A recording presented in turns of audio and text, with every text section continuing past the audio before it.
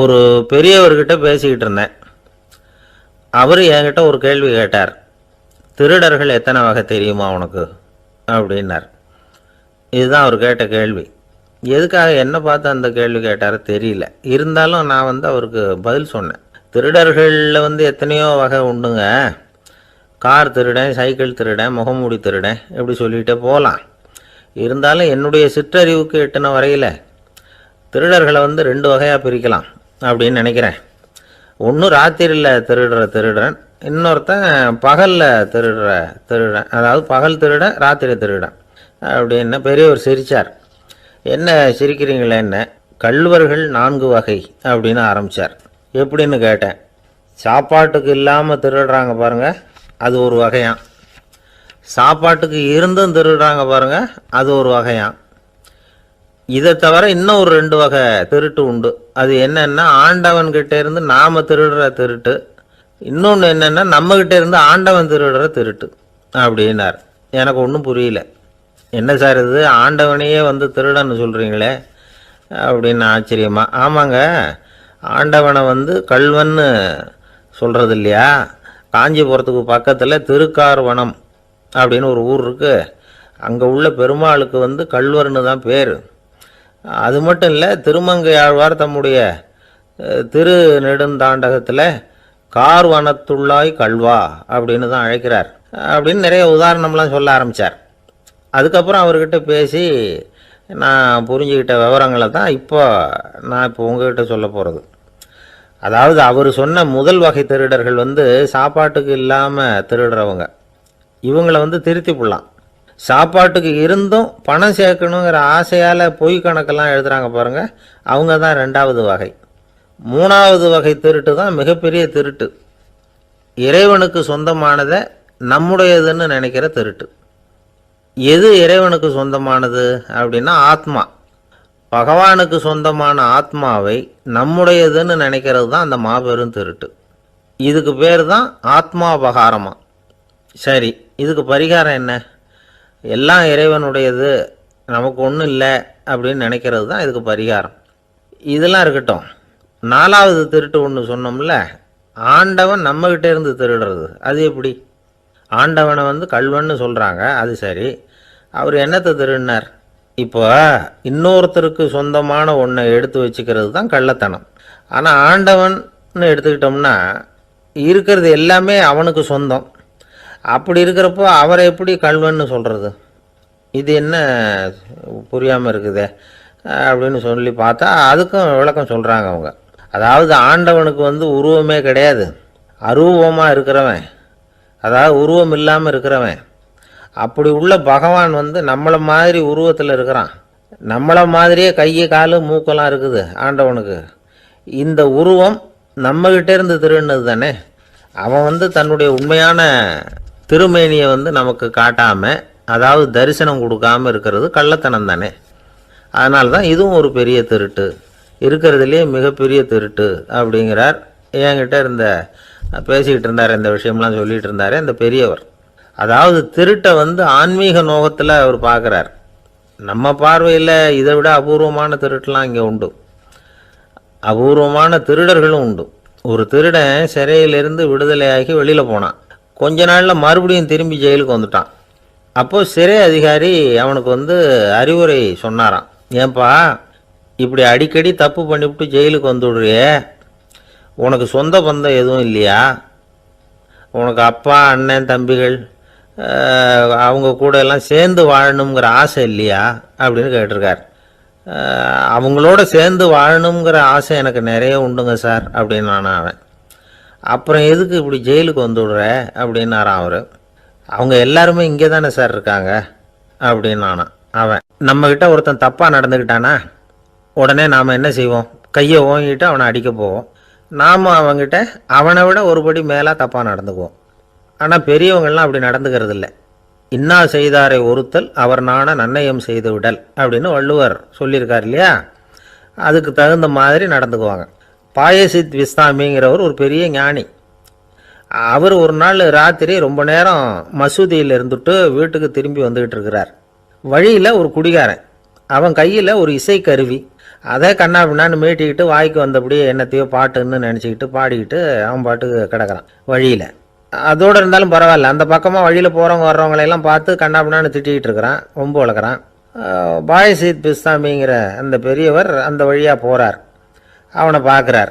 அவனுடைய நிலைமையை பார்த்துட்டு பரிதாபப்படுறார். ஏன்பா இது மாதிரியெல்லாம் நடந்துக்கிற, இப்படி நடக்கலாமா அப்படின்னு ஏதோ கொஞ்சம் புத்திமதி சொல்கிறதுக்கு ஆரம்பித்தார். அவனுக்கு கோபம் வந்துட்டுது. கையில் வச்சுருந்த வாத்திய கருவி அதால் ஓங்கி அந்த பெரியவர் தலையில் ஒரு அடி கொடுத்தான். ரத்த காயம் ஏற்பட்டு போச்சு. அவன் கையில் இருந்த இசைக்கருவியும் அடித்த வேகத்தில் ரெண்டாக உடஞ்சி போச்சு. அவ்வளோ வேகமாக அடிச்சிருக்கான். இவ்வளவு தூரத்துக்கு நடந்து போச்சுல்ல, அந்த மாபெரும் ஞானி வாயை திறந்து ஒரு வார்த்தை கூட பேசலை. பேசாமல் தலையை பிடிச்சிக்கிட்டு அவர் பாட்டுக்கு போயிட்டார். மறுநாள் அந்த பெரியவர் என்ன பண்ணார் தெரியுமா? கொஞ்சம் இனிப்பு பண்டங்கள், கொஞ்சம் பணம், இது ரெண்டையும் ஒரு ஆள் மூலமாக அனுப்பி வச்சார் அந்த குடிகாரனுக்கு. அவனுக்கு ஒன்றும் புரியல. என்ன விவரம்னு விசாரித்தான். வந்த ஆள் ஒரு கடுதாசியை நீட்டினான். அதில் விவரம் இருந்தது. ஞானி எழுதியிருக்கிறார், இதை பார்ப்பா, உங்களுடைய இசைக்கருவி உடையறதுக்கு என்னுடைய தலை காரணமாக ஆயிட்டுது. அதுக்காக நான் ரொம்ப வருத்தப்படுறேன். அதுக்காக தான் பணம் அனுப்பி வச்சுருக்கேன். வேறு புதுசாக ஒரு இசைக்கருவி வாங்கிக்கோ. அப்புறம் இன்னொரு விஷயம், நேற்றுக்கு ராத்திரி என்கிட்ட ஏகப்பட்ட கசப்பான வார்த்தைகளை பேசினேன். இதோடு அனுப்பியிருக்கிற இனிப்பு பண்டங்களை சாப்பிட்டு உன்னுடைய நாவில் உள்ள கசப்பை மாற்றிக்கோ அப்படின்னு அதில் எழுதப்பட்டிருந்தது. இந்த சமயத்தில் அவன் குடி மயக்கத்தில் இல்லை, தெளிஞ்சு போயிருந்த நேரம் இது. அதனால் அதை படித்த உடனே அவனுக்கு ரொம்ப வெக்கமாக போச்சு. தலை குனிஞ்சான், யோசனை பண்ணான். கொஞ்ச நேரத்தில் தன்னுடைய நண்பர்கள் சில பேரையும் கூப்பிட்டுக்கிட்டு நேராக அந்த ஞானி இருக்கிற இடத்துக்கு ஓடினான். அவர் காலில் விழுந்தான். அவர்கிட்ட மன்னிப்பு கேட்டுக்கிட்டான். பெரியவங்களே தெரியாமல் நான் இந்த பாவ செயலை பண்ணிவிட்டேன், என்னை மன்னிச்சுங்க. உங்களுடைய பொறுமையும் போதனையும் என்னுடைய கண்ணை திறந்துட்டுது. இனிமேல் நானும் என்னுடைய நண்பர்களும் நல்ல வழியில் திருந்தி வாழ போகிறோம் அப்படின்னா. ஞானி செய்த நன்னயம் குடிகாரனை எப்படி திருத்தியிருக்கு பார்த்தீங்களா? இந்த கதையை கேட்டுவிட்டு ஒருத்தர் சொன்னார், என் வாழ்க்கையில் கூட அப்படி ஒரு சம்பவம் நடந்தது சார். நானும் ஒரு நாள் ராத்திரி ஓவராக குடிச்சிட்டு ஒரு கிட்டாரை வாசிச்சுக்கிட்டு கண்ணாபின்னான்னு உளறிக்கிட்டு திட்டிக்கிட்டு இருந்தேன். அந்த சமயம் அந்த வழியாக ஒருத்தர் வந்தார். ஓங்கி தலையில் ஒரே ஒரு அடி, ரத்தம் வந்துட்டுது. அதுக்கப்புறம் என் மனசு தெரிந்துவிட்டுது சார் அப்படின்னார். அப்படியா என்ன ஆச்சரியமா? ஆமாம் சார், அடி விழுந்தது அவர் தலையில் இல்லை, என் தலையில். வந்தவர் என்ன அப்படி அடிச்சுட்டார். மயக்கம் தெளிஞ்சதுக்கு அப்புறம்தான் எனக்கு விவரம் புரிஞ்சுது. அவர் ஒரு போலீஸ்காரரு அப்படின்னார் ரொம்ப சோகமாக. ஒரு ஊரில் ஒரு துறவி இருந்தார், புத்த சமய துறவி. அந்த ஊர் மன்னன் அவரை பற்றி கேள்விப்பட்டிருக்கான். ஒரு நாள் புறப்பட்டு போனான். துறவியின் பாதங்களை தொட்டு வணங்கினான். அதுக்கப்புறம் சொன்னான், ஐயா, நான் உங்களை அரண்மனைக்கு அழைச்சிட்டு போகிறதுக்காக வந்திருக்கிறேன். இனிமேல் நீங்கள் இங்கே எதுக்கு இருக்கணும் அப்படின்னானா. அவன் மனசுக்குள்ளே என்ன நினைப்புன்னா, இவர் எங்கே வரப்போகிறாரு, நான் ரொம்ப எளிமையானவன், எனக்கு எதுக்கு அரண்மனை வாசம்னு சொல்லிவிடுவார் அப்படின்னு நினச்சிருக்கான். ஆனால் அந்த துறவி என்ன பண்ணார் தெரியுமா? அப்படியா, சரி போகலாம், வா, போய் உன் ரதத்தை கொண்டுட்டு வா. அரண்மனைக்கு போகும்பொழுது அதுக்கு தகுந்த மாதிரி ஆடம்பரமாக போகணும் அப்படின்னு விட்டாரான். துறவி இப்படி சொன்னதும் அந்த மன்னனுக்கு மனசுக்குள்ளே சந்தேகம் வந்துட்டுது. இவர் உண்மையிலேயே துறவி தானா, ஏமாத்து பேர் வழி மாதிரி தெரியுதே அப்படின்னு நினச்சிருக்கான். இருந்தாலும் இனிமேல் என்ன பண்ணுறது, சொல்லியாச்சு. ரதத்தை கொண்டுகிட்டு வந்தான். துறவி ஏறி உட்காந்தார். பக்கத்தில் ராஜா. அவர் ரொம்ப உற்சாகமாக வரார். இவன் ரொம்ப சோர்ந்து போய் வரான். துறவி மரத்தடியிலேயே வாழ்ந்து பழக்கப்பட்டவர், அரண்மனையில் எளிமையாக ஒரு இடத்துல உட்காந்துக்குவார் அப்படின்னு நினச்சான். ஆனால் அப்படி இல்லை. அரண்மனைக்கு வந்த உடனே அந்த துறவி அதை கொண்டுட்டு வா, இதை கொண்டுட்டு வான்னு சொல்லி உத்தரவு போட ஆரம்பிச்சிட்டார். அரண்மனையில் இருந்தால் அரசனை மாதிரி இருக்கணும் அப்படிங்கிறார். ராத்திரி பூரா சௌகரியமாக தூங்கினார். பகலில் அரண்மனை தோட்டத்தில் உலாவ வேண்டியது, நீச்சல் குளத்தில் குளிக்க வேண்டியது, இப்படியே பொழுது போக்கிட்டு இருக்கிறார். அந்த அரண்மனையில் துறவி மகிழ்ச்சியாக இருக்கிறார். மன்னனால் அப்படி இருக்க முடியல. அவருக்கு எந்த கவலையும் இல்லை, இவனுக்கு அரசாங்க கவலைகள். துறவி அப்படி இருக்கிறத இவனால் தாங்கிக்க முடியல. ஒரு நாள் அவர்கிட்டயே போய், நான் உங்ககிட்ட கொஞ்சம் பேசணும் நானா. துறவி பார்த்தார். நான் இந்த அரண்மனைக்கு வரும்பொழுதே நீ என்னமோ என்கிட்ட கேட்கணும்னு நினச்ச. ஏன் காலதாமதம்? நீ அனாவசியமாக உன்னையே தொந்தரவு பண்ணிகிட்டு இருக்கிற. நீ கவலையாக இருக்கேங்கிறது எனக்கு புரியுது. நான் மரத்தடியில் இருந்தப்போ கூட என்னை அடிக்கடி சந்திச்சுக்கிட்டு இருப்பேன். ஏதாவது விளக்கம் கேட்குறது உண்டு. இங்கே வந்த பிறகு என்னை சந்திக்கிறது கூட அபூர்வமாக போயிட்டுது. நீ இப்போ என்ன கேட்க போகிறேங்கிறது எனக்கு தெரியும், இருந்தாலும் கேள் அப்படின்னாராம். வேற ஒன்றும் இல்லைங்க. இப்போ உங்களுக்கும் எனக்கு என்ன வித்தியாசம்? 2 பேரும் அரண்மனையில் தான் இருக்கிறோம். நீங்கள் மகிழ்ச்சியாக இருக்கிறீங்க, நான் அப்படி இருக்க முடியல. இவ்வளவுக்கும் நீங்கள் முன்னாடி இருந்தது மாதிரி இல்லை. தினமும் தங்க தேர் கேட்குறீங்க, உயர்தரமான ஆடைகள் அணிகிறீங்க, சுவையான சாப்பாடு. இப்படி இருக்கிறப்போ உங்களுக்கும் எனக்கு என்ன வித்தியாசம்? இதுதான் மன்னனுடைய கேள்வி. இதுக்கு பதில் சொல்கிறேன், என் கூட புறப்பட்டு வா, இந்த நகரத்துக்கு வெளியில் போவோம் அப்படின்னு சொல்லி அரசனை கூப்பிட்டுக்கிட்டு ஊர் எல்லைக்கு வந்து சேர்ந்தார் துறவி. அங்கே போய் சொன்னார், இதை பாருப்பா, இந்த இடத்த தான் தேடிக்கிட்டு இருந்தேன். இனிமேல் நான் வந்து திரும்பி வரப்போகிறதில்ல. நீ என்னோட வர்றியா திரும்பி போறியா அப்படின்னார். நான் எப்படிங்க உங்கள் கூட வர முடியும்? என்னுடைய நாடு, என்னுடைய சொத்துக்கள், மனைவி, மக்கள் எல்லாத்தையும் விட்டுட்டு எப்படிங்க வர்றதுன்னா. இப்போ அந்த துறவி சொன்னார், இப்போ வித்தியாசத்தை தெரிஞ்சுக்கிட்டியா? நான் அரண்மனையில் இருந்தேன், எல்லா வித பொருள்களும் உடையவனாக இருந்தேன், ஆனால் எதையும் சொந்தம் கொண்டாடுறவனாக இருக்கல. ஆனால் நீ அப்படி இல்லை, எல்லாத்தையும் சொந்தம் கொண்டாடிக்கிட்டு இருக்கிற. இதுதான் நமக்குள்ள வித்தியாசம் அப்படின்னு சொன்னார். அரண்மனை ஆடைகளை அப்படியே கலைஞர் அரசங்கிட்ட கொடுத்தார். உன்னுடைய ஆடைகளை நீயே வச்சுக்கோன்னார். அவர் பாட்டுக்கு நடந்து போனார், திரும்பியே பார்க்கல. அரசனுக்கு அப்போ தான் தன்னுடைய அறியாமை விளங்குச்சான். இதிலேருந்து நாம் புரிஞ்சிக்க வேண்டியது என்னென்னா, இந்த உலகத்தில் எத்தனையோ பொருள்கள், அதையெல்லாம் முறையாக பயன்படுத்தினா மகிழ்ச்சி. அதை விட்டுட்டு அதுக்கெல்லாம் சொந்தம் கொண்டாட ஆரம்பித்தா கவலை. நம்ம ஆட்கள் வந்து சொந்தம் கொண்டாடுற விதமே தனி. ஒரு ஆள் இன்னொருத்தங்கிட்ட ஒரு கொடை கடன் வாங்கியிருந்தான், திருப்பி கொடுக்கல. கொடையை கொடுத்தவன் கேட்டான், என்கிட்ட கடன் வாங்கினிய கொடை, அதை கொஞ்சம் திருப்பி தர்றியான்னா. அது உனக்கு இப்போ அவசரமாக தேவைப்படுதா அப்படின்னு கேட்டான் இவன். எனக்கு தேவைப்படலை, அந்த கொடையை நான் யாருக்கிட்ட வாங்கியிருந்தேனோ அவனுக்கு இப்போ அது அவசரமாக தேவைப்படுது அப்படின்னானா அந்த ஆள். அந்த ஆளுக்கு பேச தெரியாது, அவர்கிட்ட கொஞ்சம் எச்சரிக்கையாக நடந்துக்கோ அப்படின்னு சொல்கிறது உண்டு. அப்படின்னா என்ன அர்த்தம்? அவர் இன்னமும் குழந்தையாகவே இருக்கிறாரு, இன்னும் பேச்சு வரலன்னு அர்த்தம்? அப்படி இல்லை, அவருக்கு நாகரிகமாக பேச தெரியலன்னு அர்த்தம். பேசுறதுங்கிறது மனுஷனால் மட்டுமே முடியக்கூடிய ஒரு காரியம். அப்படி இருந்தும் அதோட பெருமையை வந்து அவன் இன்னமும் சரியாக புரிஞ்சிக்கலன்னு தான் சொல்லணும். அதனால தான் அவன் அளவுக்கு அதிகமாக வார்த்தைகளை கொட்டி போடுறான். அதுக்கப்புறம் அதையெல்லாம் திருப்பி அள்ள முடியாமல் கிடந்து கஷ்டப்படுறான். கொட்டின வார்த்தையை அள்ள முடியுமா? ஒருத்தரை இன்னைக்கு பார்த்து முட்டாள்னு திட்டி போடுறீங்க, நாளைக்கு மறுபடியும் அவர்கிட்ட போய் நேத்திக்கு உன்னை முட்டாள்னு சொல்லிவிட்டேன், அந்த வார்த்தையை திருப்பி கொடு, வாங்கிட்டு போயிடுறேன் அப்படி நான் சொல்ல முடியும்? அவன் கோபக்காரனாக இருந்தால் நேத்திக்கு அதை வேறு விதமாக உங்களுக்கு திருப்பி கொடுத்துருப்பான். உலகத்தில் எவ்வளவோ ஜீவராசிகள் இருக்குது, அதுக்கெல்லாம் வாய் இருக்குது. அந்த வாயெல்லாம் எதுக்கு உபயோகம்? சாப்பிட்றதுக்காக. ஆனால் நமக்கு இருக்கிற வாய் சாப்பிட்றதுக்காக மட்டும் இல்லை, பேசுகிறதுக்காகவும் தான். பேச முடியலன்னா வாய் இருந்தால் கூட அது வாயில்லா ஜீவன் தான். ஒரு பையனை பார்த்து அது வாய் உள்ள புள்ள பொழைச்சிக்கும் அப்படின்னா மற்ற பையன்களுக்கெல்லாம் முகத்தில் வாயே இல்லைன்னு அர்த்தம்? அப்படி இல்லை, அந்த பையன் கொஞ்சம் கெட்டிக்காரத்தனமாக பேசுவான்னு அர்த்தம். அதனால் எப்படி பேசணும் அப்படிங்கிறத நாம் முக்கியமாக தெரிஞ்சுக்கணும். இதுக்கு 8 விதமான குறிப்புகளை நம்ம பெரியவங்க சொல்லியிருக்கிறாங்க. பேச்சுக்கு 8 அங்கங்கள் உண்டு அப்படின்னு அவங்க சொல்கிறாங்க. அதெல்லாம் என்னென்ன அப்படின்னா, உண்மை, நன்மை, அன்பு, நிதானம், இனிமை, ஆழம், சமயமறிதல், சபையறிதல். இந்த 8 தன்மையும் பேச்சில் இருக்கணுமா. இதையே கொஞ்சம் விவரமாக சில பேர் போர்டில் எழுதி வச்சுருப்பாங்க. அதாவது எழுத்துலையாவது அதெல்லாம் இருக்கட்டுமே அப்படின்னு நினச்சி நீங்கள் கூட சில இடங்களில் இதை பார்த்துருக்கலாம். அதாவது உண்மையே பேசுக, நன்மையே பேசுக, அன்பாக பேசுக, நிதானமாக பேசுக, இனிமையாக பேசுக, ஆழமுடையதாக பேசுக, சமயமறிந்து பேசுக, சபையறிந்து பேசுக, இப்படி எழுதி வச்சுருப்பாங்க. இந்த 8 அம்சமும் சரியாக பொருந்தி இருந்தால் தான் அது பேச்சு. மற்றதெல்லாம் பேச்சாகிடாது. பேச்சு ஒரு சிறந்த கலை. எல்லாத்தையும் விட பேசாமல் இருந்தும் பழகணும், அது ரொம்ப முக்கியம். உண்மை ஆள் இருந்தான், அவன் ஒரு நாள் கோயிலுக்கு போனான். கடவுள்கிட்ட வேண்டிக்கிட்டான், எனக்கு ஒரு 1,00,000 ரூபா நீ கொடுத்தா நான் உன் சன்னதியில் ஒரு தேங்காய் உடைக்கிறேன் அப்படின்னு வேண்டிக்கிட்டான். கடவுள் பார்த்தார். உடனே அவன் கண் முன்னாடி தோன்றினார். இந்தா நீ கேட்ட 1,00,000 ரூபாய் அப்படின்னு சொல்லி அவன் கையில் பணத்தை கொடுத்துட்டு மறைஞ்சிட்டார். இவனால் நம்பவே முடியல.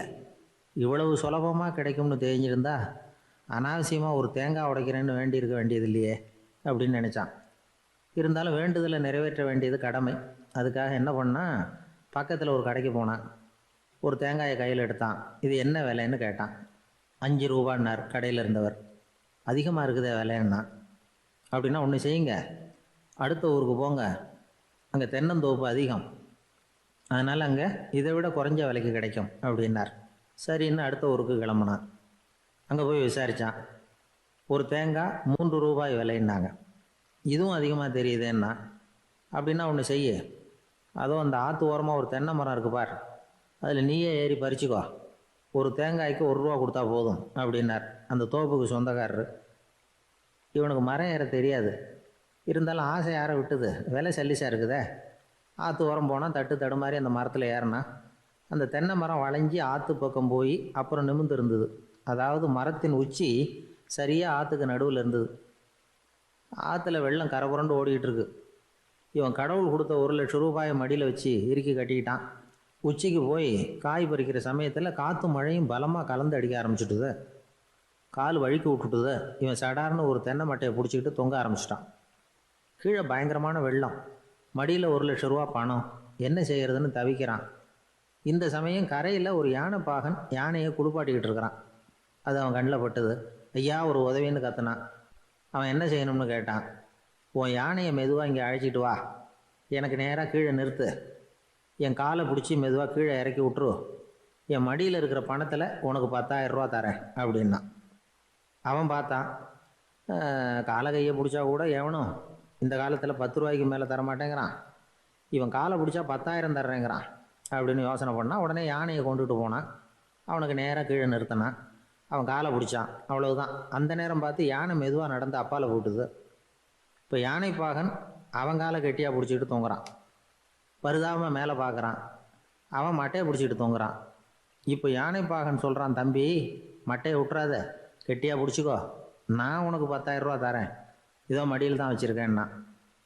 மேலே தொங்குறவனுக்கு இந்த நிலைமையிலேயும் ஒரு சந்தோஷம், மேற்கொண்டு ஒரு 10,000 ரூபா நமக்கு கிடைக்கும் போல இருக்கே அப்படின்னு. இந்த சமயத்தில் ஒருத்தன் ஒட்டகத்தை ஓட்டிகிட்டு வந்தான் அந்த பக்கமாக குளிப்பாட்டுறதுக்கு. யானை பாகம் பார்த்துட்டான். ஐயா ஒட்டகக்காரரே, அதை இங்கே கொண்டுட்டு வா, எங்கள் காலை பிடிச்சி பத்திரமா இறக்கி விடு, நாங்கள் பணம் கொடுக்குறோம்னா. அவனும் பணத்துக்கு ஆசைப்பட்டு வந்தான். அவன் காலை பிடிக்கிற சமயம் ஒட்டகமும் நழுவி போட்டுது. இப்போ 3 பேருமே வரிசையாக தொங்குறாங்க. ஒட்டகக்காரன் கத்துறான், தம்பி மட்டையை விட்டுறாத, கெட்டியாக பிடிச்சிக்கோ, நான் என் மடியில் இருக்கிற 5,000 உனக்கு தந்துடுறேன்னா. மேலே தொங்குறவனுக்கு இன்னமும் சந்தோஷம், இவனும் பணம் தர்றேங்கிறான் அப்படின்னா இன்றைக்கி நமக்கு மொத்த பண வரவு எவ்வளவு அப்படின்னு ஒவ்வொன்றா கூட்டி பார்க்க ஆரம்பித்தான். மனக்கணக்கு சரியாக வரல, அதனால் அப்படியே விரலை விட்டு எண்ண ஆரம்பித்தான். அவ்வளவுதான், மட்டையை விட்டுட்டு கை நழுவி வந்துட்டுது. 3 பேரும் பொத்துன்னு ஆற்றுல விழுந்தாங்க. படாத பாடுபட்டு தட்டு தடுமாறி கரைக்கு வந்து சேர்ந்தாங்க.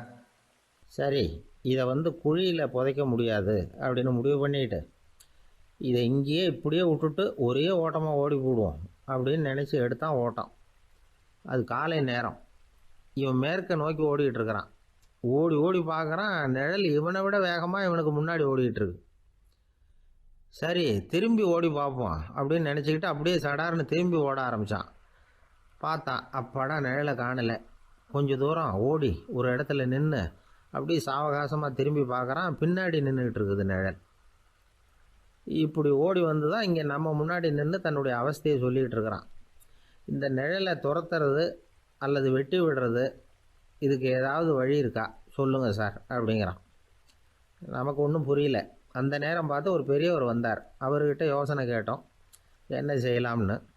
அவர் சொன்னார், இந்த பாருப்பா, நீ அங்கேயும் எங்கேயும் ஓடாத, அப்படியே கீழே படுத்துக்கொண்டார். அது நல்ல உச்சி வேலை. அவன் அப்படியே கீழே படுத்துக்கிட்டான். இப்போ அப்படி இப்படின்னு திரும்பி பார்க்குறான், நிழலை காணலை. அவன் இப்போ தான் நிம்மதியாக இருந்தான். இப்போ அந்த பெரியவர் சொன்னார், எல்லா மனிதர்களுமே இப்படி தான் ஓடிக்கிட்டு இருக்கிறாங்க. நான் எனது அப்படிங்கிற ஆணவம் தான் அவங்கள துரத்திக்கிட்டு இருக்கு. அதை விட்டுட்டு ஓடணும்னு நினச்சாலும் அது முன்னாடி வந்து நிற்கிது அப்படின்னு சொல்லிவிட்டு வேகமாக ஓடி மறைஞ்சான். ஜப்பானில் உள்ள ஒரு புத்த விகாரை, அங்கே ஒரு வயசான பௌத்த குரு தங்கியிருக்கிறார். ஒரு நாள் ராத்திரி கடுமையான குளிர், அவரால் தாங்க முடியல. பார்த்தார், மரத்தில் செஞ்ச புத்த சிற்பங்கள் அங்கே நிறைய இருந்தது. அதில் ஒன்றை எடுத்து அதுக்கு தீ மூட்டி அந்த நெருப்பில் குளிர் காஞ்சிக்கிட்டு இருக்கிறார். மர சிற்பம் தீ வச்சதும் படபடன்னு வெடிக்க ஆரம்பிச்சுட்டுது. அந்த சத்தத்தை கேட்டதும் புத்த விகாரையின் குருக்கள் வெளியில் ஓடி வந்தார். இவர் ஆனந்தமாக குளிர் காஞ்சிக்கிட்டு இருக்கிறார். அவரால் பொறுத்துக்க முடியல. தெருவில் திரிஞ்சிக்கிட்டு இருந்த அந்த பெரியவரை இங்கே தங்க அனுமதித்ததே அவர் தான். இவர் இப்படி பண்ணுறாருன்னு நினச்சிக்கிட்டே அவரை கோபமாக பார்த்தார். ஏன் இப்படி கோபமாக பார்க்குறீங்க, இப்படி வந்து உட்காருங்க அப்படிங்கிறாரு இவர். அவருக்கு இன்னமும் கோபம் வந்துட்டுது. எங்கள் கடவுளை வந்து எரிச்சுட்டீங்களே அப்படின்னு சத்தம் போட்டாராம். அப்படியா அப்படின்னு கேட்டுக்கிட்டே அந்த சாம்பலை கிளறினார் இவர். என்ன செய்கிறீங்கன்னு கேட்டிருக்காரு அவர். நான் எலும்புகளை தேடுறேன்னாராம். நீங்கள் ஒரு பைத்தியம், இது ஒரு மர சிற்பம், இதில் எலும்புகள் கிடையாது அப்படின்னாராம். அவருக்கு கோபம் வந்துட்டுது. உடனே வெளியில் போங்கன்னு கத்தியிருக்கார். வெளியில் தள்ளி கதவையும் சாத்தி விட்டாராம். மறுநாள் காலையில் கதவை திறந்து பார்த்தா அந்த வயசான பெரியவர் ஒரு மைல்கல் மேலே சில காட்டு பூக்களை வச்சு புத்தம் சரணம் கச்சாமின்னு சொல்லிக்கிட்டே இருக்கிறார். இவருக்கு சந்தேகமாக போட்டுது. கிட்ட போனார். என்ன செஞ்சுக்கிட்டு இருக்கீங்கன்னு கேட்டார். இது என்னுடைய காலை நேர பிரார்த்தனைன்னாராம். நிஜமாகவே நீங்கள் ஒரு பைத்தியமாக தான் இருக்கணும், ஏன்னா அது ஒரு மைல்கல் அப்படின்னாராம். இப்போ அந்த பெரியவர் சொன்னாராம், நீங்கள் ஒரு மரத்தை புத்தராக நினைக்கும் பொழுது நான் ஏன் ஒரு மைல்கல்ல புத்தராக நினைக்கக்கூடாது? நான் வந்து புத்தரை எரிக்கலாம், ஏன்னா அவரை நான் நேசிக்கிறேன். அந்த சிற்பம் வந்து மரத்தால் ஆனதுங்கிறது எனக்கு தெரியும். நான் ஒரு மைல்கல்லை தொழலாம், ஏன்னா அது எனது பூக்களை தாங்குது. நான் இந்த மைல்கல்லுக்குள்ளே மறைஞ்சிருக்கிற புத்தரை பார்க்குறேன். யாராவது ஒரு சிற்பி இதை சிலையாக்குனாதான் நீங்கள் புத்தரை பார்க்க முடியும். அன்னைக்கு ரொம்ப குளிராக இருந்தது. நான் எனக்குள்ளே இருக்கிற புத்தரையும் பாதுகாக்கணும். உள்ளே இருக்கிற புத்தரை காப்பாற்றுறதுக்காக வெளியில் உள்ள புத்தரை எரிக்கலாம், அதில் ஒன்றும் தப்பு இல்லை. அது அவருடைய போதனையிலேயே இருக்குது. உனக்குள் ஜோதியாக இரு அப்படிங்கிறது அவருடைய போதனை. என்னுடைய புத்தர் வந்து குளிரில் நடுங்கிட்டு இருந்தார். அந்த மர சிற்பங்கள் வெயில் மழையில் உணர்ச்சி இல்லாமல் இருந்தது, அதனால் அப்படி பண்ணினேன். ஆனால் நீங்கள் என்ன பண்ணீங்க? நான் ஒரு மர புத்தரை எரிச்சதுக்காக உயிருள்ள புத்தரை வெளியில் தள்ளி கதவை சாத்தினீங்க அப்படின்னாராம் அந்த பெரியவர். உண்மையான பக்திங்கிறது இதுதான். அதாவது உனக்குள் ஜோதியாக இரு அப்படின்னு புத்தர் சொன்னார் இல்லையா, அது மாதிரி தனக்குள் ஜோதியாக இருக்கிற இந்த காலத்து ஆசாமிகள் நிறைய பேர் உண்டு. பிரிட்டிஷ் ஆட்சி நடந்துக்கிட்டு இருந்த காலம் 1920களின் கடைசி. அப்போ நடந்த ஒரு உண்மை நிகழ்ச்சி இது. ஒரு கல்யாண மாப்பிள்ளை ரயிலில் வந்து இறங்க போகிறார். அவரை வரவேற்க ஒரு ராஜ குடும்பமே வந்து காத்துக்கிட்டு இருக்குது. மங்களூர்லேருந்து வந்து இறங்குற அந்த மாப்பிள்ளை யார் தெரியுமா? ஒரு நாய். உண்மைதான், அந்த நாய்க்கு தான் கல்யாணம். சுதேசி சமஸ்தானத்து மன்னர்களில் ஒருத்தர் ஜூனாகட் மகாராஜா. அவரோட வளர்ப்பு நாய் ரோஷனாரா. அதுக்கு கல்யாணம் பண்ணி வைக்கணும்னு ஆசைப்பட்டார். மாப்பிள்ளை தேடினார். மங்களூர் மகாராஜாவோட வளர்ப்பு நாய் ஒன்று இருந்தது, பேர் பாபி. இது ரெண்டுக்கும் கல்யாணம் நடத்த முடிவு பண்ணார். திருமணத்துக்கு வேண்டிய எல்லா ஏற்பாடுகளையும் பண்ணுங்க அப்படின்னு உத்தரவு போட்டார். ஆயிரக்கணக்கான அழைப்புதழ்கள், பல சமஸ்தான மன்னர்கள், ஜமீன்தார்கள், பிரிட்டிஷ் அதிகாரிகள், பெரிய பணக்காரங்க, இப்படி நிறைய பேருக்கு அழைப்புதழ்கள் அனுப்பி வச்சாங்க. பத்திரிகையை பார்த்தவங்கெல்லாம் திகைச்சு போயிட்டாங்களாம். இருந்தாலும் என்ன பண்ணுறது, ராஜாவே அழைக்கிறார், போகாமல் இருக்க முடியுமா? அந்த சமயத்தில் நாட்டின் கவர்னர் ஜெனரலாக இருந்தவர் வந்து இர்வின் பிரபு, அவருக்கும் ஒரு பத்திரிகை போயிருக்குது. வாங்கி பார்த்ததும் அவருக்கு பயங்கர எரிச்சல். உடனே குப்பை தொட்டியில் போட்டுவிட்டாராம். மாட்சிமை தங்கிய பிரிட்டன் சக்கரவர்த்தியின் பிரதிநிதியான தன்னை கேவலம் ஒரு நாயின் திருமணத்துக்காக அழைக்கிறதா அப்படின்னு அவருக்கு ஆத்திரம். இருந்தாலும் கல்யாணம் பிரமாதமாக நடந்துதான். கல்யாணத்தன்னைக்கு பொண்ணுக்கு ஸ்பெஷல் குளியல், தண்ணீருக்கு பதிலாக வாசனை திரவியங்கள், பன்னீர், குளித்ததுக்கு அப்புறம் அலங்காரம், வைர மாலை, முத்து மாலை, ஏகப்பட்ட அலங்காரம். மாப்பிள்ளையை அழைக்கிறதுக்கு ரயில்வே ஸ்டேஷனில் ராஜ குடும்பமே காத்துக்கிட்டு இருக்குது. அவங்களோட வளர்ப்பு நாய்கள் 250. அத்தனை நாய்களுக்கும் பட்டு துணி போத்தி இருக்குது. முத்து வடங்கள் அணிவிச்சிருக்கிறாங்க. எல்லாம் ராஜ நாய்கள். அதுகளையும் வீதியில் நடக்க விடலையாம்.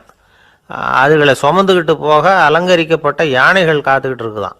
மாப்பிள்ளைக்கு வரவேற்பு எப்படி தெரியுமா? அது நடந்து வர்ற பாதை பூரா ரத்தன கம்பளம் விரிச்சிருக்குது. 2 பக்கமும் ராஜாங்க அதிகாரிகள் கைகட்டி நிற்கிறாங்க.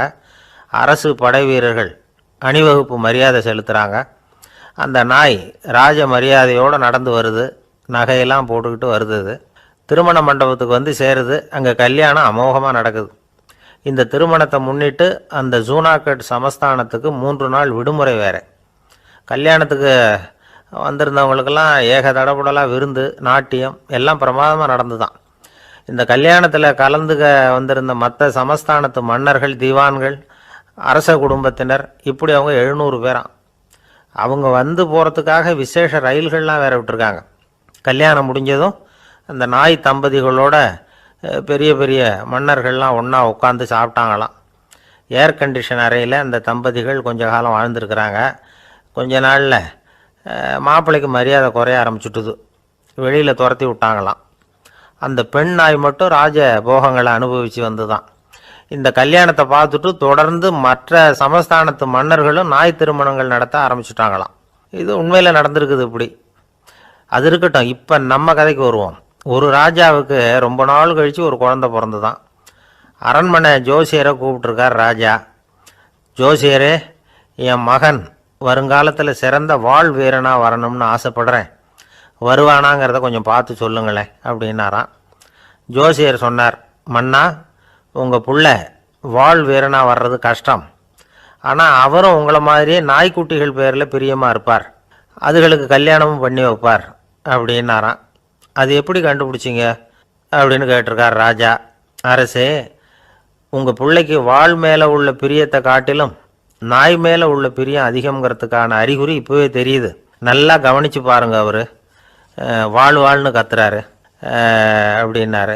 கவனித்து பார்த்துட்டு அப்படி எனக்கு காதில் விழலையே அப்படின்னாராம் மன்னர். அதனால தான் சொன்னேன், அவர் கத்துறது வாழ்ன்னு கத்தலை, வள்ளுன்னு கத்திக்கிட்டு இருக்கார், அதனால தான் அப்படி சொன்னேன் அப்படின்னாராம் அரண்மனை ஜோசியர்.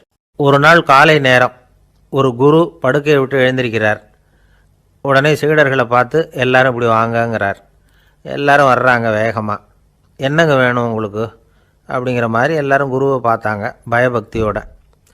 குரு அந்த சீடர்களை பார்த்து, இதை பாருங்கள், இப்போ நான் ஒரு சிக்கலான விவகாரத்தில் மாட்டிக்கிட்டு இருக்கிறேன், அதை நீங்கள் தீர்த்து வச்சா நல்லதுன்னார். சீடர்களுக்கு ஒன்றும் புரியல. என்ன இது, இவர் இப்படி சொல்கிறாரு, நமக்குள்ள எல்லா விவகாரங்களையும் தீர்த்து வைக்கிறவர் நம்ம குருநாதர், அவருடைய விவகாரத்தை நாம் தீர்த்து வைக்கிறதா, ஆச்சரியமாக இருக்குதே, குருநாதருக்கே சிக்கலா அப்படின்னு யோசனை பண்ண ஆரம்பித்தாங்க. இருந்தாலும் ரொம்ப பணிவாக கேட்டாங்க, சுவாமி, உங்களுக்கே சிக்கலா? இந்த உலகத்து சிக்கல்களுக்கும் சிரமங்களுக்கும் அப்பாற்பட்டவர் அல்லவா தாங்கள், அப்படிப்பட்ட உங்களுக்கு சிக்கல்னா அது எப்படி அப்படின்னாங்க. எனக்கு ஏற்பட்டிருக்கிற சிக்கல் அவ்வளவு பெருசு, ரொம்ப பெரிய விவகாரம் அது அப்படின்னார் குரு. கொஞ்சம் விவரமாக சொல்லுங்க அப்படின்னாங்க இவங்க. இப்போ அந்த குரு விவரத்தை சொன்னார். அதாவது நேற்று ராத்திரி நான் ஒரு கனவு கண்டேன். அந்த கனவில் நான் ஒரு பட்டாம்பூச்சியாக மாறிட்டேன். அப்படி மாறி ஒவ்வொரு மலராக பறந்து போய் உட்காந்து தேன் சாப்பிட்டேன் அப்படின்னார். சீடர்கள் இதை கேட்டதும் ரொம்ப திகைச்சு போயிட்டாங்க. என்ன இது ஒரு பெரிய பிரச்சனையா? ஒரு சாதாரண கனவு கண்டதுக்காகவா இந்த காலை வேளையில் நம்மளையெல்லாம் குருநாதர் இவ்வளவு அவசரமாக கூப்பிட்ருக்கார் அப்படின்னு நினச்சாங்க. இருந்தாலும் கேட்டாங்க, இதில் என்ன சிக்கல் சுவாமி? கனவுங்கிறது எல்லாருக்கும் வரத்தானே செய்யும் அப்படின்னார் ஒரு சீடர். சீடர்களே, பிரச்சனை அது இல்லை. நான் இன்றைக்கி காலையில் கண்ணு முழிச்சு பார்த்தப்போ நான் நானாக மறுபடியும் மாறிட்டேங்கிறத தெரிஞ்சுக்கிட்டேன். இதில் சிக்கல் என்னென்னா, இப்போ அந்த பட்டாம்பூச்சி தான் நானாக ஆயிட்டதாக கனவு கண்டுகிட்டு இருக்கா அப்படிங்கிறது தான். ஒரு மனுஷன் பட்டாம்பூச்சி ஆகிறதாக கனவு காண முடியுங்கிறப்போ அந்த பட்டாம்பூச்சியும் மனுஷனாக ஆகிறதாக கனவு காண முடியும் இல்லையா? இப்போ எனக்கு யதார்த்த நிலை தெரியணும், எது நிஜம்னு தெரியணும். நேற்று ராத்திரி நான் கண்டது கனவா, அல்லது இது பட்டாம்பூச்சி கண்டுகிட்டு இருக்கிற கனவா? இதுதான் குரு கேட்ட கேள்வி. இதை கேட்டதும் சீடர்கள் ரொம்ப குழம்பி போயிட்டாங்க. சுவாமி, இது வரைக்கும் நாங்கள் தூங்குறப்ப பார்க்குறது கனவுன்னும் மூழ்கிக்கிட்டு இருக்கிறப்ப பார்க்குறது நனவுன்னு நம்பிக்கிட்டு இருக்கிறோம். இப்போ எங்களை ரொம்ப குழப்பிட்டீங்க, இதுக்கு பதில் சொல்ல எங்களுக்கு சக்தி இல்லை அப்படின்னு சொல்லிவிட்டாங்களாம். அதுக்கப்புறம் அந்த குரு சொன்னாராம், நினைவு தான் முக்கியமான அம்சம். முடிவு கட்டம்னா பகலின் நினைவுகளை விட இரவின் கனவுகளே ரொம்ப உண்மை. ஒருத்தன் தூங்க போனால் தூங்கிக்கிட்டே இருந்தால் அவன் காணும் கனவு பொய்ங்கிறத அவன் உணர மாட்டான். ஒவ்வொரு கனவும் காணும் பொழுது அது ரொம்ப உண்மையாக தான் தெரியுது. ஒரு கனவு கூட உண்மை இல்லைன்னு கனவுல தோன்றுவதே இல்லை அப்படின்னார் குரு. அகில வாழ்வு அத்தனையும் சொற்பனம் கண்டாய் அப்படிங்கிறார் தாயுமானவர். ஆகையினால நம்ம கனவுலேருந்து நாம் என்னைக்கு முழிச்சிக்க போகிறோம் அப்படிங்கிறது தான் ஒரு முக்கியமான கேள்வி. ஒருத்தர் வந்தார், காலில் கட்டோடு வந்தார். என்னங்க காலில் கட்டுன்னே. சார், நேற்று ராத்திரி தூக்கத்தில் எங்கள் வீட்டு கூரையில் ஏணியை சாத்தி வச்சு இறங்கினப்போ வழுக்கி விழுந்து காலை உடச்சிக்கிட்டேன்னார். உங்கள் வீட்டில் தான் ஏணியே கிடையாது சார் அப்படின்னு. உண்மைதான் சார், நான் கீழே விழுந்து முழிச்சுக்கிட்டதுக்கு அப்புறம் தானே ஏணி இல்லைங்கிறது எனக்கு ஞாபகம் வந்தது அப்படின்னார். சில பேர் ஆளை பார்த்தா 60 வயசு மாதிரி தோணும். உண்மையான வயசு என்னன்னு பார்த்தா 40 அல்லது 45 சில பேரை பார்க்குறதுக்கு 45 மாதிரி தெரியும், உண்மையிலேயே 65 தாண்டி இருப்பாங்க. ஒரு மனிதனுக்கு 2 வகையான வயது உண்டுங்கிறார் ஓஷோ. அதாவது உடம்புக்குன்னு ஒரு வயசு, மனசுக்குன்னு ஒரு வயசு. முதல் உலக மகாயுத்தம் நடந்தது இல்லையா, அது முடிஞ்சதுக்கப்புறம் முதல் தடவையாக மனிதனின் மூளை வளர்ச்சியை பற்றி மனநல வைத்தியர்கள் ஒரு கணக்கெடுப்பு சோதனை நடத்தினாங்களாம். அது வரைக்கும் மனிதனுக்கு 2 வகையான வயது உண்டுன்னு யாரும் சிந்தித்ததே இல்லையா. அந்த உலக மகாயுத்தம் முடிஞ்சதுக்கு அப்புறம் மனிதனுடைய சராசரி மனதின் வயதை கணக்கிட்டு பார்க்கும் பொழுது அவங்களுக்கெல்லாம் ரொம்ப அதிர்ச்சியாக இருந்துதான். ஏன்னா அது ரொம்ப பின்தங்கிய நிலையில் இருந்திருக்கு, வளர்ச்சி அடையாத நிலையில் இருந்திருக்கு. அவங்க கண்டுபிடிச்ச பிரகாரம் அப்போ மனசோட சராசரி வயசு என்ன தெரியுமா, 14. அப்படின்னா பார்த்துங்க, உடல் ரீதியாக ஒருத்தரோட வயசு 70 கூட இருக்கலாம், ஆனால் மனசோட வயசு 14 தான். இதுக்கு நேர்மாறாக அமைஞ்சு போச்சுன்னு வச்சுங்க. அதாவது ஒருத்தருக்கு உண்மையிலேயே 14 வயசு, அதாவது உடலோட வயசு 14, அவரோட மனசின் வயசு 70ன்னு வச்சுக்கோங்க. இப்படி அமைஞ்சுட்டுதுன்னா அவர் சீக்கிரம் ஞானத்தன்மை அடைஞ்சிருவார் அப்படின்னு அர்த்தம். இப்போ நமக்கெல்லாம் உடம்போட வயசு மனசோட வயசு ரெண்டும் ஒன்றா இருந்துட்டால் அதுவே போதும், அதுவே பெரிய விஷயம். இப்போ எமர்சன் கிட்ட போய் ஒருத்தர் கேட்டாராம், உங்கள் வயசு என்ன அப்படின்னு. அவர் உடனே பதில் சொல்லியிருக்கார், 360 வருஷம் அப்படின்னாராம். கேட்டவர் குழம்பி போயிட்டார். அவர் என்ன சொல்கிறாரு, 360 வயசா? என்ன நம்ம காதில் தான் சரியாக விழலையா? எமர்சன் எப்பவும் உண்மையை பேசுகிற ஒரு சிறந்த அறிவாளி, அவர் இப்படிலாம் பொய் சொல்ல மாட்டாரே அப்படின்னு ஒரு யோசனை பண்ணிக்கிட்டே இவர் மறுபடியும் அவர் கிட்ட போனாராம். ஐயா, நீங்கள் சொன்னது சரியாக என் காதில் விழலை, அதனால் மறுபடியும் கேட்குறேன், உங்கள் வயசு என்ன அப்படின்னாராம். எமர்சன் மறுபடியும் சொல்லியிருக்கிறார் 360 வருஷம்னு. வந்தவருக்கு உண்மையிலேயே அதிர்ச்சியாக போட்டுது. அதுக்கப்புறம் மெதுவாக ஆரம்பித்தாராம், ஐயா, நீங்கள் சொல்கிறத என்னால் ஏற்றுக்க முடியாது. எப்படி பார்த்தாலும் இப்போ உங்களுக்கு வயசு ஒரு 60க்கு மேலே இருக்காதுன்னு நினைக்கிறேன் அப்படின்னாராம். நீங்கள் சொல்கிறது சரிதான், அது என் உடம்போட வயசுன்னாராம் எமர்சன். அப்படின்னா ஏற்கனவே நீங்கள் சொன்னது அப்படின்னு கேட்டிருக்கார், அது என் மனசோட வயசு அப்படின்னாராம்.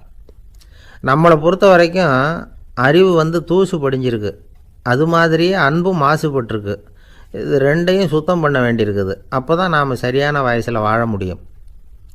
ஒரு ஆசாமி இருக்கிறார், அவருக்கு உடம்போட வயசு அதிகம், மனசோட வயசு ரொம்ப குறைச்சல், குழந்த மாதிரி. அவர் ஒரு ஆஸ்பத்திரியில் படுத்திருக்கிறார். நர்ஸம்மா எல்லாருக்கும் மருந்து கொடுத்துட்டு போகிறாங்க. கொஞ்ச நேரம் கழித்து திரும்பி வந்தாங்க. அப்போ இவர் அந்த அம்மாவை கூப்பிட்டு சொல்கிறார், இதை பாருங்கள் சிஸ்டர், நீங்கள் எல்லாருக்கும் சின்ன சின்ன மாத்திரையாக கொடுத்துட்டு எனக்கு மட்டும் நீளமான மாத்திரையாக கொடுத்துட்டீங்க. முழுங்கிறதுக்கு ரொம்ப கஷ்டமாக போச்சு. இனிமேல் எனக்கும் சின்ன மாத்திரையாக கொடுங்க சிஸ்டர் அப்படின்னாராம். அந்த அம்மா உடனே அதிர்ச்சியாகி தலையில் அடிச்சுக்கிட்டாங்களாம். நான் கஷ்டப்பட்டு மாத்திரையை முழுங்கினத்துக்கு நீங்கள் ஏம்மா தலையில் தட்டிக்கிறீங்க அப்படின்னு கேட்டிருக்காரு இவர்.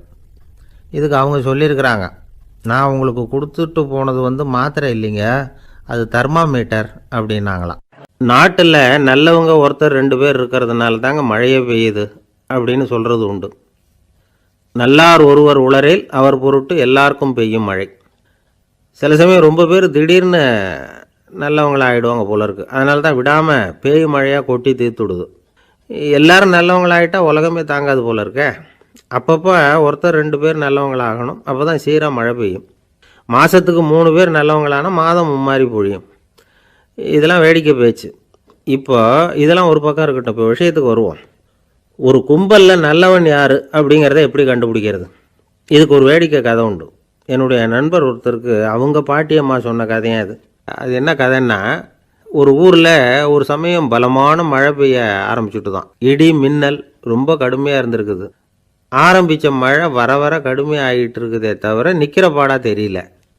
ஊர் ஜனங்கள்லாம் பார்த்தாங்க. இதுக்கு மேலேயும் வீட்டு உள்ளே இருந்தால் ஆபத்துங்கிறத புரிஞ்சுக்கிட்டாங்க. ஏன்னா வீடெல்லாம் இடிஞ்சு விழுந்துருமோங்கிற பயம். உடனே எல்லாரும் புறப்பட்டு ஊருக்கு பொதுவாக இருந்த ஒரு மண்டபத்தில் போய் தங்கிக்கிட்டாங்க. மின்னல் கடுமையாக இருந்தது, இடி எந்த நேரத்துலையும் விழலாம்ங்கிற நிலைமை. எப்போ விழலாம்னு பார்த்துக்கிட்டு இருக்குது. அந்த மண்டபத்தில் இருந்த ஜனங்கள் மனசுக்குள்ளே ஒரு பயம். நம்ம கூட்டத்தில் யாராவது ஒரு கெட்டவன் பாவம் பண்ணவன் இருந்தால் கூட இடி வந்து இந்த மண்டபத்தில் விழுந்துடும், அது எல்லாருக்கும் ஆபத்து அப்படின்னு நினச்சாங்க. சரி, இதுக்கு என்ன பண்ணலாம் அப்படின்னு யோசனை பண்ணாங்க. அந்த கூட்டத்தில் ஒரு பெரியவர் இருந்தார். அவர் ஒரு யோசனை சொன்னார். இதை பாருங்கள், அதுக்கு ஒரு வழி இருக்குது. அதோ எதிர்த்தாப்பில் கொஞ்சம் தூரத்தில் ஒரு உயரமாக மரம் ஒன்று இருக்குது பாருங்கள். பொதுவாக இடி வந்து சுலபமாக விழறது அது மாதிரி உயரமான மரத்தில் தான். நம்ம கூட்டத்தில் இருக்கிறவங்க எல்லாரும் ஒவ்வொருத்தராக போய் அந்த மரத்தை தொட்டு விட்டு திரும்பி வந்துடணும். நம்மள பாவம் பண்ணவன் யாரோ அவன் அந்த மரத்தை தொடுற சமயத்தில் இடி விழுந்துடும், அவன் மட்டும் போயிடுவான், மண்டபத்தில் இருக்கிற நாமெல்லாம் பொழைச்சிக்கலாம் அப்படின்னு ஐடியா கொடுத்தார் அந்த பெரியவர். இது நல்ல யோசனையாக பட்டது. எல்லாரும் ஒத்துக்கிட்டாங்க. ஒவ்வொருத்தராக போய் அந்த மரத்தை தொட்டு விட்டு திரும்பி வந்தாங்க. இடி எதுவும் விழலை. இன்னமும் பாவம் பண்ண ஆசாமி அதை போய் தொடலை போல இருக்கு அப்படின்னு நினச்சிக்கிட்டாங்க. ஒவ்வொருத்தராக போகிறாங்க, எல்லாரும் போய் தொட்டுவிட்டு வந்தாச்சு. இன்னும் ஒரே ஒரு ஆசாமி தான் பாக்கி. கடைசியாக இருந்த அந்த ஆள் பயந்துட்டான். இது வரைக்கும் இடி விழலைன்னா இப்போ என்ன அர்த்தம்? இப்போ நாம் தான் பாக்கி, நாம் தான் தப்பு பண்ண ஆள் போல இருக்குது அப்படின்னு நினச்சிட்டான். அதனால் துணிச்சலாக போய் தொடுறதுக்கு பயந்தான், தயங்கிக்கிட்டே இருந்தான். இருந்தாலும் மற்றவங்கள்லாம் சும்மா இருப்பாங்களா? கட்டாயப்படுத்தி கழுத்தை பிடிச்சி தள்ளாத குறையா அவனை தள்ளி விட்டாங்க, போய் தொட்டுட்டு வாடான்னு. அவன் நடுங்கிட்டே போய் அந்த மரத்தை தொட்டான். அதே வினாடி ஒரு பயங்கரமான மின்னல் இடி விழுந்துட்டுது. எங்கே விழுந்தது தெரியுமா? அந்த ஆள் மேலே இல்லை, மண்டபத்தில் விழுந்தது. மண்டபத்தில் இருந்தவங்க பூரா காலி. அந்த ஒரு ஆள் மட்டும் புழைச்சிக்கிட்டான். இந்த ஒரு ஆளை காப்பாற்றுறதுக்காக தான் இடி வந்து மண்டபத்தில் விழாமல் இருந்திருக்குது. இதுதான் கதை. அதனால் நல்லவங்க எப்படியும் தப்பிச்சுக்குவாங்க அப்படிங்கிறது ஒரு நீதி. ஒருத்தன் அப்படி தான் தெருவில் நடந்து போய்கிட்டு இருந்தான், ரொம்ப நல்லவன். எதிரில் ஒருத்தன் சைக்கிளில் வந்துக்கிட்டு இருந்தான். அதில் மோதி இவன் கீழே விழுந்துட்டான். சைக்கிள்காரன் உடனே இறங்கி இவனை தூக்கி விட்டான். இவன் எழுந்திரிச்சு அவனை முறைச்சி பார்த்தான். அப்படி பார்க்காதீங்க சார், நீங்கள் ரொம்ப புண்ணியம் பண்ணியிருக்கீங்க, அதுதான் இப்போ வந்து சைக்கிளில் மோதிக்கிட்டீங்க அப்படின்றான். என்ன அப்படி சொல்கிறேன் நான்? இவன் 10 நிமிஷத்துக்கு முன்னாடி நான் லாரி ஓட்டிகிட்டு வந்தேன், அப்போ நீங்கள் எதிரில் வந்திருந்தீங்கன்னா என்ன ஆயிருக்கும்? எனக்கு அதிர்ஷ்டமே இல்லை சார் அப்படின்னார் ஒருத்தர். ஏன் அப்படி சொல்கிறீங்கன்னு கேட்டோம். வியாபாரம் பண்ணலாம்னு ஒரு கடை வச்சேன், வேண்டிய போட்டவங்க கூட என் கடையில் வந்து எதுவும் வாங்க மாட்டேங்கிறான், எல்லாரும் அடுத்த கடைக்கு தான் போகிறான் அப்படின்னு சொல்லி ரொம்ப அழுத்துக்கிட்டார். இதுக்கு போய் அதிர்ஷ்டம் இல்லைன்னு சொல்லாதீங்க, வாடிக்கையாளர்களை வந்து கவர்றது எப்படிங்கிறது உங்களுக்கு தெரியல, அதுதான் குறை அப்படின்னும். சார், உங்களுக்கு தெரிஞ்சால் அந்த ரகசியத்தை எனக்கும் கொஞ்சம் சொல்லி கொடுங்களேன் அப்படின்னார்.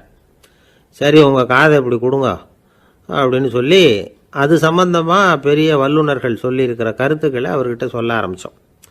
அதாவது இந்த வாடிக்கையாளர்களை கவர்றதுக்கு வல்லுநர்கள் பல ஆலோசனைகளை ஏற்கனவே சொல்லி வச்சுருக்கிறாங்க. அது சம்மந்தமாக அனுபவப்பட்டவங்க, அதை தெரிஞ்சு வச்சுக்கணும். அதாவது கடை வச்சுருக்கிறவங்க எல்லாரும் இதை கொஞ்சம் காதில் வாங்கி வச்சுக்கணும். எதை இப்போ சொல்ல போகிறத. எப்பவும் பணத்தை சம்பாதிக்கிறதுலையே குறியாக இருக்கக்கூடாதான். அதை விட முக்கியமாக நீங்கள் சம்பாதிக்க வேண்டியது வாடிக்கையாளர்களுடைய மன நிறைவு.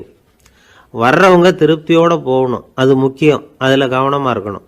கடைக்கு வர்ற ஒருத்தர் ஏதாவது ஒரு குறை சொல்கிறாருன்னு வச்சுங்க, அதை வந்து அலட்சியப்படுத்தக்கூடாது. ரொம்ப அக்கறையோடு அதை காது கொடுத்து கேட்கணும். அப்படியா சார், அதை நான் அவசியம் கவனிக்கிறேன் அப்படின்னு சொல்லணும். ஒருத்தர் வரார், சார் நேற்றுக்கு உங்கள் கடையில் இதை நான் வாங்கிட்டு போனேன், வீட்டில் இது வேணான்னு சொல்லிவிட்டாங்க, அது திருப்பி கொடுக்கறதுக்காக தான் வந்திருக்கிறேன் அப்படின்னு சொல்லி திருப்பி கொடுக்குறார். உடனே நீங்கள் வந்து முகம் சுளிக்கக்கூடாது, எரிச்சல் படக்கூடாது. வழக்கம் போல் நிதானமாக முகம் மலர்ச்சியோடு அதை திருப்பி வாங்கிக்கணும். இவ்வளவு ரூபாய்க்கு சாமான் வாங்கினா இந்த ஸ்பூன் அன்பளிப்பு, இப்படி ஏதாவது கொடுக்கலாம். பண்டிகை காலங்கள்லேயும் பொருள்கள் வாங்குறவங்களுக்கு இப்படி ஏதாவது பொருத்தமாக ஒரு அன்பளிப்பு கொடுக்கலாம்.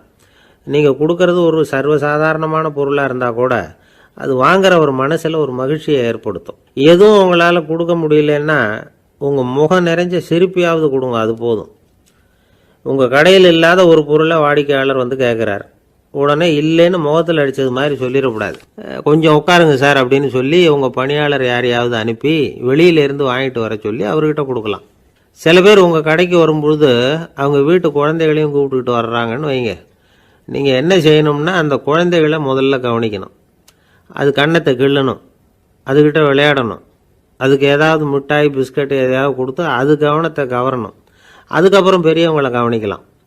உங்கள் கடையில் வேலை செய்கிற பணியாளர்கள் சுத்தமாக இருக்கணும், சிரித்த முகம், சுறுசுறுப்பு, இது ரெண்டும் அவங்களுக்கு தேவை. அழுது வடிஞ்சிக்கிட்டு இருக்கக்கூடாது. அப்புறம் இன்னொரு விஷயம், அதிகமாக பொருள் வாங்குற ஒருத்தர்கிட்ட அதிக மரியாதையாகவும் குறைச்சலாக பொருள் வாங்குறவர்கிட்ட வேறு விதமாகவும் நடந்துக்கக்கூடாது. எல்லாருக்கிட்டையும் சமமாக நடந்துக்கணும். 5 ரூபாய்க்கு வாங்கினாலும் சரி, 500 ரூபாய்க்கு வாங்கினாலும் சரி, அவங்கக்கிட்ட நீங்கள் காட்டுற மரியாதையில் வித்தியாசம் இருக்கக்கூடாது. எல்லாத்துக்கும் மேலே அவங்க கடையில் ஒரு பொருள் வாங்கினா அது உண்மையானதாக இருக்கும், தரமுள்ளதாக இருக்கும் அப்படிங்கிற நினைப்பு ஜனங்களுக்கு வரணும். அதனால் தரமான பொருளையே நீங்கள் உங்கள் கடையில் வச்சுருக்கணும். இது வரைக்கும் நான் சொன்னதையெல்லாம் கவனத்தில் வச்சுக்கிட்டு நீங்கள் கடையை ஆரம்பிச்சிங்கன்னா வியாபாரம் பிச்சுக்கிட்டு போகும். அப்படி போகலன்னா அதுக்கப்புறம் கேளுங்க. ஏன்னா இந்த யோசனைகள்லாம் அனுபவப்பட்டவங்க சொல்லியிருக்கிற யோசனைகள். இந்த யோசனைகளில் நீங்கள் எச்சரிக்கையாக இருக்க வேண்டிய ஒரு விஷயம் உண்டு. அது என்னங்கிறதையும் தெரிஞ்சு வச்சுக்கிறது நல்லது. என்னுடைய நண்பர் ஒருத்தர் வந்தார். சார், உங்கள் யோசனையை கேட்டதுனால நான் ஒரு அறை வாங்கினது தான் மிச்சம்னார். என்ன ஆச்சுன்னு கேட்டேன். எங்கள் கடைக்கு ஒரு பெரிய அம்மா குழந்தைய தூக்கிட்டு வந்தாங்க சார். உங்கள் யோசனைப்படி அந்த குழந்தையோட கன்னத்தை கிள்ளணும்னு முயற்சி பண்ணினேன். திடீர்னு அந்த நேரம் பார்த்து அந்த குழந்தை தலையை குனிஞ்சிக்கிட்டுது. என் கை குழந்தையோட கன்னத்துக்கு பதிலாக அதை தூக்கிட்டு வந்தவங்க கன்னத்தை கிள்ளிவிட்டுது. அதுதான் இப்படி ஆயிட்டுது அப்படின்னார் கன்னத்தை தடவிக்கிட்டே. ஒரு நாள் ஒரு 10-15 பள்ளிக்கூடத்து பிள்ளைங்க தேடிட்டு வந்தாங்க. உங்களை பார்த்துட்டு தான் போகணும், அதுக்காக தான் வந்திருக்கோம்னாங்க. என்ன விஷயம்னு கேட்டோம். நாங்கள்லாம் கூடி ஒரு முடிவு பண்ணியிருக்கிறோம், அதை உங்ககிட்ட சொல்லணும் அப்படின்னாங்க. அதுவும் ஒரு வாண்டு பையன் அதை சொன்னான். என்ன முடிவு அது அப்படின்னு கேட்டோம் ரொம்ப ஆர்வமாக. அதை இப்போ சொல்ல மாட்டோம், எங்களுக்கு பிடிக்கிற மாதிரி ஏதாவது ஒரு தகவல் சொன்னால் அதுக்கப்புறம் நாங்கள் அதை சொல்கிறோம் அப்படின்னா அந்த வாண்டு பையன். சரி, சின்ன பையன்கிட்ட இன்றைக்கி வசமாக மாட்டிக்கிட்டோம் அப்படின்னு நினச்சிக்கிட்டு அவங்களுக்கு தகுந்த மாதிரி ஒரு கதை சொல்ல ஆரம்பித்தோம். அது என்ன கதைன்னா, ஒரு பெரிய காடு, அதில் பலவிதமான மிருகங்கள். அந்த காட்டுக்கு ஒரு சிங்கம் தான் ராஜா. எப்பவும் காட்டுக்கு அது தானே ராஜா. ஒரு பெரிய யானைக்கு இது பொறுக்கலை. என்ன இது, எப்போ பார்த்தாலும் இங்கே சிங்கத்துக்கே ராஜா பதவி கிடைக்கிது, நான்லாம் எவ்வளவு பலசாலியாக இருக்கிறேன், அப்படி இருந்தும் எனக்கு அந்த பதவி கிடைக்கலையே அப்படின்னு தனக்குள்ளே பொறுமிக்கிட்டே இருந்தது. ராஜா பதவியை நினச்சி ரொம்ப ஏக்கம், அதுக்கு பதவி மோகம். இந்த சமயம் பார்த்து ஒரு குள்ள நரி கூட்டம் அதை தேடிட்டு வந்தது. ஐயா பெரியவங்களே, நீங்கள் இந்த காட்டுக்கு ராஜாவாக இருக்க ஆசைப்படுறீங்க, அதில் ஒன்றும் தப்பு இல்லை. ஆனால் அதுக்கு முன்னாடி நீங்கள் எங்கள் கூட்டத்துக்கு கொஞ்ச நாள் தலைவராக இருங்க, அதாவது ராஜாவாக இருங்களேன், உங்களுக்கும் ஒரு ட்ரைனிங் கிடைச்சது மாதிரி இருக்கும் அப்படின்னு சொல்லியிருக்குது இந்த கூட்டம், குள்ளநெறி கூட்டம். இதை கேட்ட உடனே யானைக்கு ரொம்ப சந்தோஷம் தாங்கலை. அதுதான் எப்போன்னு பதவிக்காக காத்துக்கிட்டு இருக்குதே. இருந்தாலும் கொஞ்சம் பிகுவோட, சரி நீங்கள்லாம் இவ்வளோ தூரம் என்னை தேடிட்டு வந்து கேட்கறதுனால மறுக்க முடியல அப்படின்னு ரொம்ப ஏதோ அவளுக்கு சிரமப்பட்டு ஒத்துக்கிறது மாதிரி ஒத்துக்கிட்டது. ஏதோ உங்கள் ஆசைக்கு கட்டுப்படுறேன், கொஞ்ச நாள் உங்கள் கூட்டத்துக்கு ராஜாவாக இருக்கிறதுக்கு சம்மதிக்கிறேன் அப்படின்னுது. உடனே அந்த யானை ராஜ நட போட ஆரம்பிச்சிட்டுது. யானை சாதாரணமாக நடந்தாவே எப்படி இருக்குங்கிறது நமக்கு தெரியும். அதுவே ராஜ நட நடந்தால் எப்படி இருக்கும் கற்பனை பண்ணி பாருங்கள். யானை முன்னாடி கம்பீரமாக போய்கிட்டு இருக்குது, தலைவர் இல்லையா, அதனால் குள்ள நரிகள்லாம் ரொம்ப அடக்கமாக அது பின்னாடி அணிவகுத்து போயிட்டு இருக்குது. ராஜா வாழ்க, மன்னர் வாழ்க அப்படின்னு கோஷம் வேற. யானைக்கு தலைகால் புரியல, அவ்வளவு சந்தோஷம். அந்த யானைக்கு செருக்கு, ஆணவம் எல்லாம் ஏற்பட்டு போச்சு. அதுக்கப்புறம் அது தரையை பார்க்குமா, நிமிர்ந்து நடக்க ஆரம்பிச்சுட்டுது. தரையை பார்க்குறதே இல்லை. அப்படி போயிட்டுருக்கிறப்போ ஒரு சதுப்பு நிலத்தில் திடீர்னு காலை வச்சுட்டுது. அவ்வளோதான், கால் உள்ளே போட்டுது. இன்னொரு காலை எடுத்து வச்சுது, அதுவும் உள்ளே போட்டுது. அந்த 2 காலையும் எடுக்கிறதுக்காக அடுத்த 2 காலையும் அழுத்திச்சு, அதுவும் உள்ளே போக ஆரம்பிச்சுட்டுது. இப்போ 4 காலம் வசமாக சேத்துல அழுந்தி போச்சு, எடுக்க முடியல. குள்ள நரிகள்லாம் அதை சுற்றி சுற்றி வந்தது. சிலது சுற்றி நின்று டான்ஸ் ஆட ஆரம்பிச்சுட்டுது யானையை பார்த்துட்டு. இதை யானை பார்த்தது. என்ன இது தலைவர், நான் தவிச்சிக்கிட்டு இருக்கிறேன், தொண்டர்கள்லாம் சுற்றி நின்று வேடிக்கை பார்த்துக்கிட்டு இருக்கிறீங்க, டான்ஸ் ஆடுறீங்க அப்படின்னு கேட்டுதான். தொண்டர்களே, தலைவர் நான் தவிச்சிக்கிட்டு இருக்கிறது உங்களுக்கு தெரியலையா? இப்போ உடனே உங்கள் தலைவரை காப்பாற்ற வேண்டியது உங்கள் கடமை இல்லையா அப்படின்னு கத்துச்சான் அந்த யானை.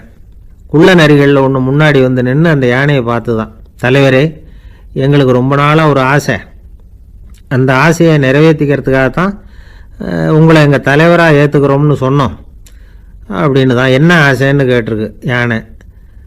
யானை கறி சாப்பிட்டு பார்க்கணுங்கிறது எங்களுக்கு ரொம்ப நாளாக ஆசை, அது இன்றைக்கி தான் நிறைவேற போகுது அப்படின்னு தான் அந்த நரி. இதை கேட்ட உடனே அந்த யானை அப்படியே மூர்ச்சி ஆகிட்டு தான். நரிகள்லாம் அது மேலே ஏறி குதற ஆரம்பிச்சுட்டுதான். பதவி மேலே இருந்த பேராசை அந்த பலசாலியான யானையையே மாட்டி விட்டுட்டுது பார்த்தீங்களா அப்படின்னு சொல்லி முடித்தோம் இந்த கதையை அந்த சின்ன பிள்ளைங்கக்கிட்ட. சரிங்க, இப்போ நாங்கள் உங்களை தேடி வந்த விஷயம் என்னங்கிறத சொல்லவா அப்படின்னா ஒரு வாண்டு பையன். சீக்கிரம் சொல்லு தம்பி, சஸ்பென்ஸ் தாங்கலை அப்படின்னோம். அவன் மெதுவாக எங்களை பார்த்து சொல்கிறான், எங்களுக்கு கொஞ்ச நாள் நீங்கள் தலைவராக இருந்தால் தேவலை அப்படின்னா. ஒரு ஊரில் ஒரு